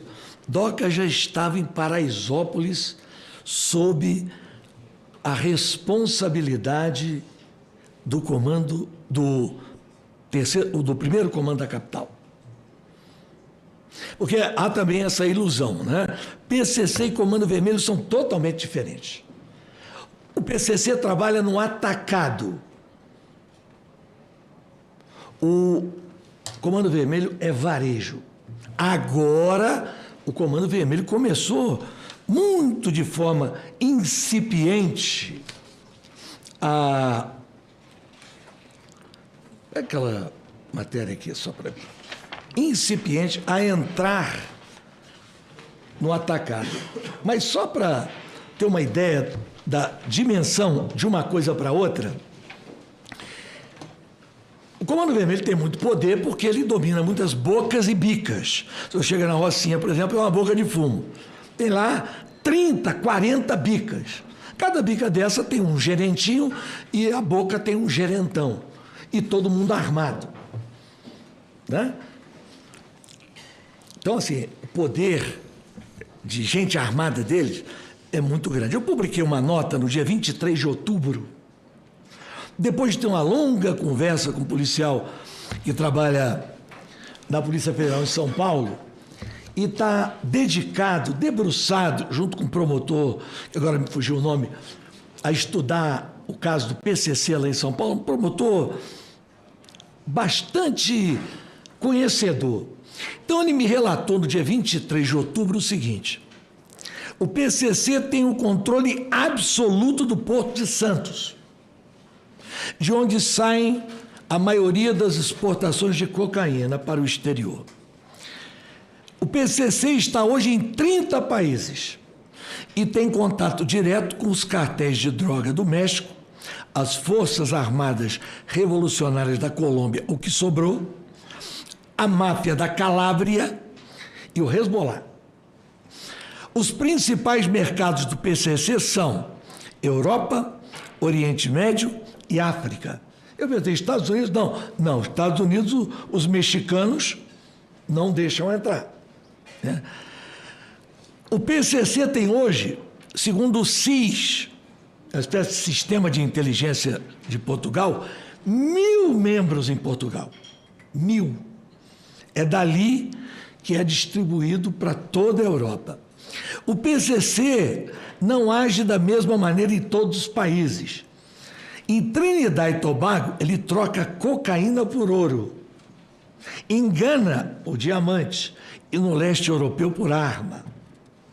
O PCC financia cursos para membros das suas organizações, para se serem juízes, delegados da Polícia Federal, promotores de justiça, delegados da Polícia Civil e outros cargos estratégicos no Judiciário. Além da infiltração no setor de combustíveis, o PCC tem hoje uma ampla rede de motéis, ele calcula entre 150 a 200 motéis, mais de 1.500 farmácias, imóveis e controla 40% das bets legalizadas. E no setor público, eles estão entrando em construtoras para obras públicas e empresas de ônibus. Marcola e Fernandinho Beiramar aparentemente são chefes dessas facções. Porque eu me recuso a acreditar, tendo um pouquinho de inteligência, que um negócio desse tamanho, um camarada como Marcola pode até ter criado seu braço armado, mas isso fugiu ao controle. Isso hoje é uma grande empresa multinacional. Ficar achando que vai resolver esse problema dessa maneira é um equívoco. É um equívoco. Por fim, ele me falou outras coisas aqui e disse que, através de advogados, Fernandinho e quem manda hoje do Comando Vermelho ainda é Fernandinho Beiramar, eu digo nessa parte operacional, como quem manda é o Marcola. Essa parte operacional é a visível. Agora nós estamos entrando na parte invisível, né? Eles ficam com a menor parte do dinheiro. A grande parte do dinheiro vão para operadores. Como é que você pega uma fintech? Acho que o Marcola abriu uma fintech. Acho que o Marcola controla 1.500 farmácias, motéis. É claro que tem todo um sistema empresarial que se beneficia do crime. E que os governos são coniventes. Porque hoje, se eu quiser, através do equipamento que a Receita Federal tem, comprar um barbeador, pedir a nota fiscal, a Receita vai saber. E como é que isso tudo se movimenta? Bilhões dentro do país e ninguém sabe. Ou não queriam ver, ou não querem ver. Então, assim, para mim, senador Alessandro, há uma certa, houve até determinado momento, não sei, uma certa cumplicidade. É muita gente grande envolvida nisso. Seguramente. Governador, caminhando já para o encerramento da minha participação aqui, o senhor mencionou uma organização criminosa vinculada à LERJ, uma organização criminosa, obrigado, vinculada ao governo do Estado, a LERJ sob comando do deputado Bacelar, governo do Estado sob comando do governador Cláudio Castro. O senhor apontou aqui 3 ou 4 nomes em cada organização criminosa que seriam de maior relevância. Poderia até dar mais nomes aí, mas... O senhor apontou aqui fatos concretos que podem ser apurados, vinculações a escândalos já conhecidos, outros escândalos novos estão chegando, formas de lavar dinheiro. Eu quero lhe perguntar com relação à infiltração do crime organizado no Poder Judiciário e no Ministério Público do Estado do Rio de Janeiro. Se ele consegue definir também como novas organizações criminosas, essa infiltração ainda é pontual. Senador, quando eu denunciei o Sérgio Cabral, daquela denúncia, o chefe do Ministério Público foi preso, Cláudio Lopes, recebeu uma mesada de 150 mil. Quem não foi punido? O desembargador. A minha denúncia era falsa? Não, minha denúncia, os peritos do CNJ, não, está totalmente embasado, tudo que ele falou aqui é verdade. Mas houve um apelo à ministra-presidente do CNJ, dizendo que ele era formado em Direito, não entendia de engenharia, que ele foi induzido a erro pelos engenheiros do tribunal. Puniram os engenheiros do tribunal. E o desembargador não foi punido. Agora, o que nós estamos vendo? Um desembargador federal preso hoje. O corregedor do Ministério Público Estadual, gravações que já estão em poder da Polícia Federal, de conversa dele informando a Bacelar. Então é total. Não vou dizer que os poderes, né? Mas assim, tem... Agora mesmo foi afastado um lá no Rio de Janeiro também, todo o plantão dele ele soltava traficante. E o senhor deve saber quantos habeas corpus foram dados a traficantes durante o ano passado. O senhor sabe o número? Não tenho o número agora, mas o senhor pode informar a gente? 6.200. Só pela Justiça do Rio de Janeiro? Não! Supremo e STJ. As Cortes Superiores. Se eu for botar os tribunais estaduais, aí passa disso. Eu estou falando só os tribunais superiores.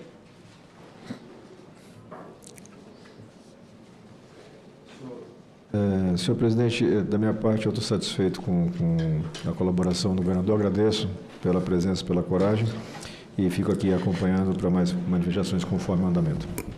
Muito obrigado, relator. Parabenizo Vossa Excelência pela forma como vem conduzindo, ao passo que quero também cumprimentar o convidado, o governador Antony Garotinho, pela sua exposição, pela forma didática.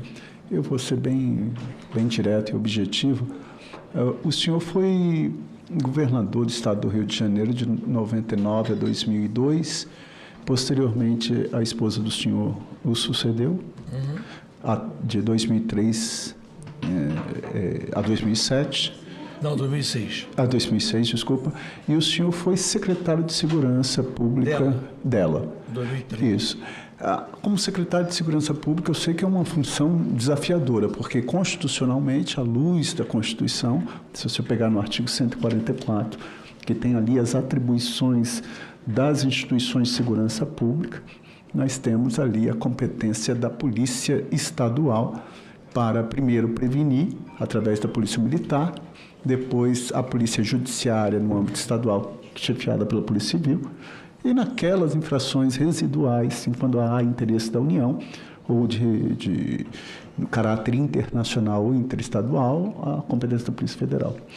O senhor como secretário, tanto como governador, depois a esposa do senhor como governadora, depois o senhor como secretário de Segurança Pública, tinha uma missão ali também, de alguma forma, na medida do que era possível, obviamente, coibir a atuação do Comando Vermelho, né?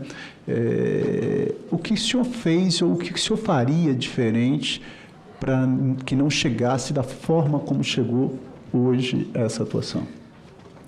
Senador Contarato, eu prendi Fernandinho Beiramar e prendi 87 líderes do Comando Vermelho. O Comando Vermelho abriu espaço para a existência da milícia. Porque eu prendi o Comando Vermelho todo. Eu prendi Marcelinho Niterói, Marcelo PQD e todos eles. Eu não vou ficar aqui nominando esses criminosos. Por quê? Quando eu assumi, o Estado estava totalmente desestruturado financeiramente e do ponto de vista da segurança. Nós tínhamos um secretário lá, que era um general, que dizia o seguinte: atira primeiro e pergunta depois, General Cerqueira. Eu disse: olha, acabou isso. Não vai ter mais gratificação faroeste e a minha política de segurança é prevenção, modernização do aparelho policial e repressão qualificada. Na prevenção, eu implantei 64 programas. Jovens pela Paz, Reservista da Paz, todos os programas voltados para um público específico. Jovens que eram autores e vítimas de crimes. Os maiores são jovens. Autores e vítimas de crimes. Reservista da Paz. O sujeito sobrava do alistamento militar, eu botava para ficar no batalhão da polícia da área, pagava um salário mínimo, dava uma bolsa e ele ficava ali. E os Jovens pela Paz tinha programa de cultura, música, enfim, todo tipo de atividade dentro da comunidade. O senhor pega um Mumuzinho, era Jovem pela Paz. O senhor pega vários artistas aí, populares, saíram desses programas que nós fizemos. Prevenção. Modernização do aparelho policial. BOP não tinha sede, eu que construí. O BOP vivia aquartelado no batalhão de choque. Eu construí a mais bonita sede de um quartel no Brasil. Era onde ia ser um hotel na Tavares Bastos, que tinha sido interditado. Eu construí lá a sede do BOP, com estandes de tiro, com trilha, com tudo que o senhor puder imaginar para treinamento do BOP. Eu posso dizer ao senhor, o BOP pode ter defeito, mas é uma das melhores e mais eficientes polícias do Brasil. Eu criei a CORE, que é uma espécie de BOP, só que da Polícia Civil, que é a Coordenadoria de Repressão, né, da Polícia Civil. A Polícia Civil e a Polícia Militar usavam revólver 38 em 98. Eu comprei as primeiras pistolas .40. Modernizei o aparelho policial. Eu comprei helicópteros para o GAM. GAM é Grupo Aéreo Marítimo. Por quê? Porque nós detectamos que grande parte das armas entravam pela Baía de Guanabara, como continuam entrando. Então era preciso fiscalizar, compramos helicóptero para a Polícia Militar e para a Polícia Civil. Nós criamos o GETAM. O que é o GETAM? Grupamento Especial Tático Móvel. No Rio tinha mania de ter bonde à noite. Aqueles bonde de bandido. Então eu criei o chamado bonde do bem. Eram 5 blazers, 5 homens em cada um, 25 homens armados com fuzis. Primeiro confronto que teve, acabou o bonde no Rio. Voltou depois que eles acabaram com o Getã. Eu criei o ISP, Instituto de Segurança Pública, porque os números eram fornecidos ao secretário de Segurança num pedaço de papel. Cada delegado anotava no papel e mandava para a secretaria. E botei para dirigir o ISP uma pessoa independente, uma socióloga, porque se botar policial, ele manipula. Porque eu passei, ao acabar com a gratificação faroeste, a gratificar pelo desempenho. Ou seja, a delegacia que diminuísse o roubo de automóveis, o furto de automóveis, o roubo de transeunte, fosse mais eficiente, toda a delegacia era premiada. Então, não era criar auto de resistência matando. Então, eu poderia falar aqui dezenas de... Tudo que tem na segurança pública, ainda hoje, foi criado por mim. Eu peguei o Rio com 10 sequestros por dia. Você não vê falar de sequestro mais no Rio de Janeiro há muito tempo. Porque eu mudei a divisão de sequestro, coloquei lá um delegado, ele me disse, vou ter que prender meus colegas. Eu digo, prenda. Os primeiros a ser presos foram 4 delegados, porque a divisão de sequestro sequestrava e pedia resgate. Então, só para concluir, ontem tive uma conversa com o senador Alessandro, pedi até a ele que fizesse um projeto nesse sentido, né? Porque há maneiras de combater a droga a curto prazo? Mas vai solucionar? Não. Pode melhorar? Pode. Mas não vai resolver da maneira como nós precisamos. 3 pesquisadores, pessoas que, além de pesquisadores, tinham um pouco de conhecimento de filosofia, fizeram para si uma pergunta. Por que cada vez mais pessoas no mundo inteiro estão usando mais droga? E ao não encontrar resposta, partiram para um projeto entre Harvard e Cambridge, 2 universidades muito importantes. Pegaram 500 garotos de 6 anos, botaram num grupo e botaram 500 garotos de 6 anos em outro grupo. Esse grupo aqui, a partir dos 6 anos, teve esporte de rendimento obrigatório. Obrigatório. Quando chegou nos 15 anos, 2% foram para a droga. O outro grupo que não teve esporte de rendimento obrigatório, 38% foi para as drogas. Por quê? O que o esporte de rendimento faz no organismo? O que a droga gera? Adrenalina. O esporte também. Eu estou aqui diante de um atleta. Você não tem adrenalina? Serotonina? Dopamina? Todas as substâncias, os hormônios que a droga pode produzir no organismo, o esporte de rendimento também pode. O senhor já imaginou se o Brasil decide pôr como lei, de forma obrigatória, a prática de esporte de rendimento e o cara tem que passar em português, matemática e esporte de rendimento? Nós viramos uma grande nação, vamos economizar dinheiro na saúde, vamos deixar de gastar um dinheirão comprando equipamento para droga, para combater droga, armamento, e vamos ter uma geração muito mais saudável. O presidente Biden recebeu esse documento já os estertores lá do seu governo. Eu tinha até muita esperança de que o presidente Trump pudesse implantar esse projeto, porque os Estados Unidos, né, sempre uma referência para outras nações, mas o senhor sabe que a política armamentista nos Estados Unidos é muito forte, né? O setor... Mas se a gente pensar em termos de Brasil, né, o que o Brasil pode ganhar com esses meninos praticando esporte de rendimento. Não é jogar uma peladinha, não, tá? Esporte de rendimento é corrida, é luta. Eles caracterizaram o que vem a ser esporte de rendimento. Natação. Obrigado, né? Obrigado, governador. Eu concedo a palavra, consulto se o vice-presidente, senador Hamilton Mourão, deseja fazer uso da palavra. Obrigado, presidente. Cumprimentando aí o governador Garotinho, uma vez que ele mencionou o incidente havido que envolveu a instituição a qual eu servi por 46 anos, é bom a gente contextualizar tudo o que ocorreu. Então, ali naquele ano de 2023, não é, governador, nós tivemos um desvio de armamento, que era armamento já em fase de desfazimento, que estava no arsenal lá de Barueri, né, estavam naquilo que a gente chama de manutenção de 5º escalão, e a partir daí o Exército abriu IPM, tal e coisa, e houve uma atividade de inteligência forte para descobrir onde tinha ido bater isso aí.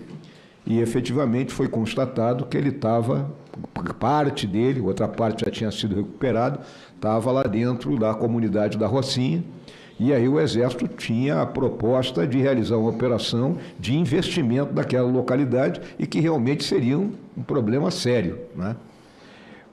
Decidiu por uma operação de inteligência envolvendo a questão do presídio. E aí, realmente, uma história-cobertura fraca, utilizada pelos 2 agentes, levou a esse incidente que o senhor relatou. No final das contas, é aquela história. Em troca de não haver uma operação que resultasse em alto grau de letalidade, não é, se teve que entabular uma negociação tipo aquela, ó, você entrega o armamento ou nós vamos cercar isso aqui, tu vai ficar sem teu ganha-pão durante uma porção de tempo. Foi mais ou menos nesse estilo. É lamentável, é lamentável. Não, era isso que eu ia perguntar ao senhor, porque eu tenho uma alta estima pelo Exército Brasileiro. Não gostaria de ver o Exército Brasileiro negociando com o Comando Vermelho. Na realidade, o que ocorreu é exatamente isso aí, né? Evitar-se, né, algo que levaria a um grau de letalidade bem elevado, né? Todo mundo aqui conhece a comunidade da Rocinha e sabe o que seria aquilo ali, né, de tão complicado Então, que era. por que no Alemão, né, se decidiu fazer uma operação para prender o DOCA e morreram 100 e tantas pessoas e não fizeram na Rocinha?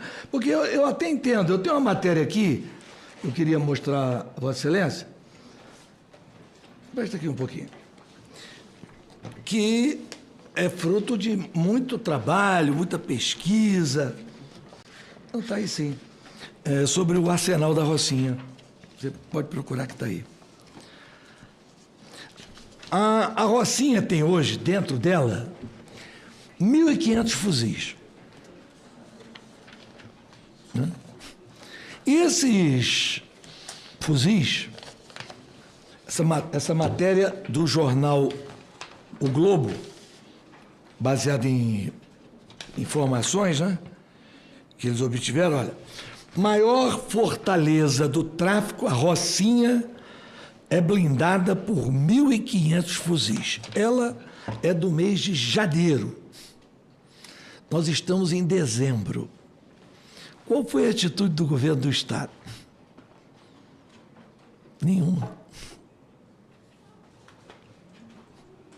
Numa certa ocasião, o senhor ministro, um cidadão que hoje preside a ABIN, chamado Luiz Fernando Correia, eu era secretário de Segurança, e ele foi até lá propor uma intervenção, né, do governo federal, que ele colocaria a Polícia Federal, porque ele, na época, era diretor-geral da Polícia Federal, né, e mobilizaria as Forças Armadas.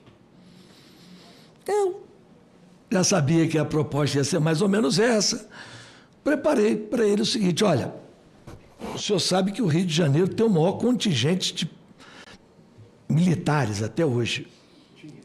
Não, ainda tem. Se contar os aposentados, ainda tem. Não, e ativos também o número é grande. Sim, mas é enorme.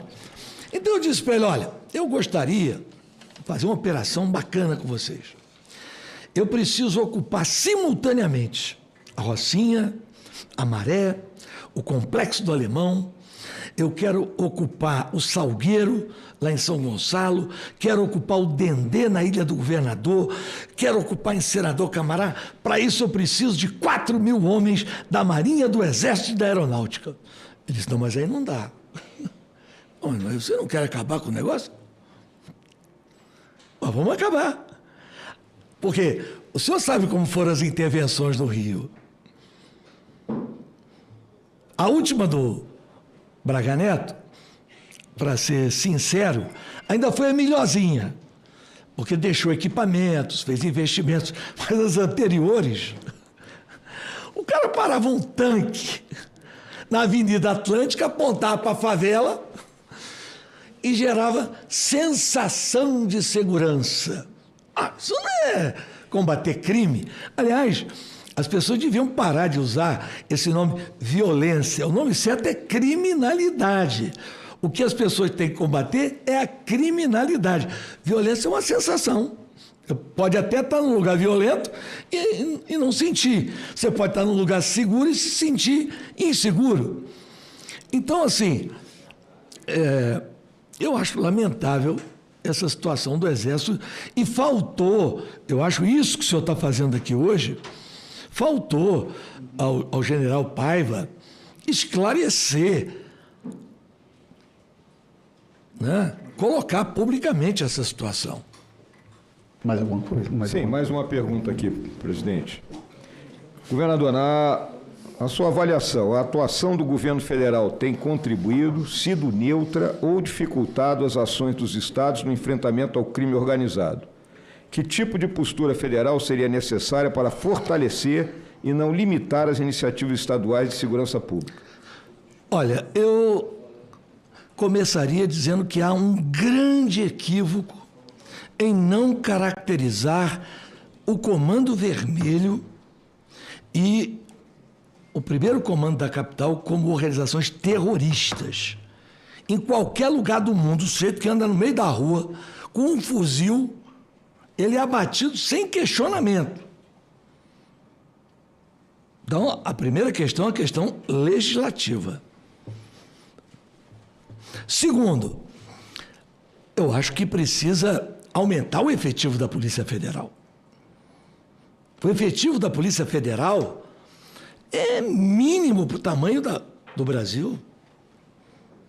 Segundo lugar, tem que investir em tecnologia. Como é que eu consegui, naquela época, sair do grampo e prender aqueles caras todos do Comando Vermelho? Antes de existir o Guardião, eu fui até Israel e comprei um aparelho chamado Bedim, que era usado pelos israelenses.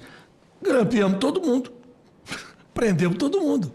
Então tem que investir em tecnologia. Vamos ser sinceros, 90% da cocaína que passa pelo Brasil fica 20%. O resto vai embora para os mercados. Elas vêm de onde? Elas vêm basicamente Peru, da Colômbia e Equador. É o grosso. Tem um pouquinho na Venezuela, mas o grosso é Colômbia e Peru. Será que não existe hoje maneira de destruir essas plantações de coca, não? Com tanta precisão. Eu sou capaz de localizar hoje uma casa, como Israel faz quando quer atingir, pelo Google. Não vamos nem, Otônio, registrar aqui a presença do Otônio de Paula. Não é nem pelo Google, não. Israel acabou com o Hezbollah, o senhor sabe como. Com um aparelhinho infiltrado. Explodiu 4.000 pessoas de uma vez. Então, investir em tecnologia. Investir em tecnologia. E acho que crimes de organizações criminosas devem ser federalizados. E eu explico por quê. Porque a grande infiltração de agentes públicos dentro dessas organizações criminosas impede a apuração. Então, se você federaliza, você torna a apuração mais rápida, mais eficiente e mais transparente. Eu poderia dar outras sugestões aqui. Satisfeito, presidente. Obrigado. Quero agradecer o comparecimento do senhor Antônio Garotinho, o comparecimento e a participação do relator, do senador Mourão. E nada mais havendo a tratar, agradeço a presença, convidando-os para a próxima reunião a ser realizada amanhã, 17/12, no plenário do Senado, com a presença do senhor Jorginho Melo, governador de Santa Catarina, do senhor Flávio Rogério Pereira Graff, secretário de Segurança Pública do Estado de Santa Catarina. Antes de declarar encerrado, conceda a palavra. Eu queria só fazer um pedido, que é o seguinte: eu já disponho de segurança concedida pelo Ministério Público do Estado, né? Mas eu gostaria de pedir um reforço. E se o senhor puder encaminhar um ofício ao governador do Estado, eu ando acompanhado por policiais do BOP e do batalhão de choque. Se o senhor puder pedir para reforçar, sim, eu agradeço sinceramente. Sim, sugeri através da comissão, presidente, perfeito, o reforço na segurança do governador Garotinho. Será feito isso. Agradeço a presidente de todo, declaro encerrada a presente reunião.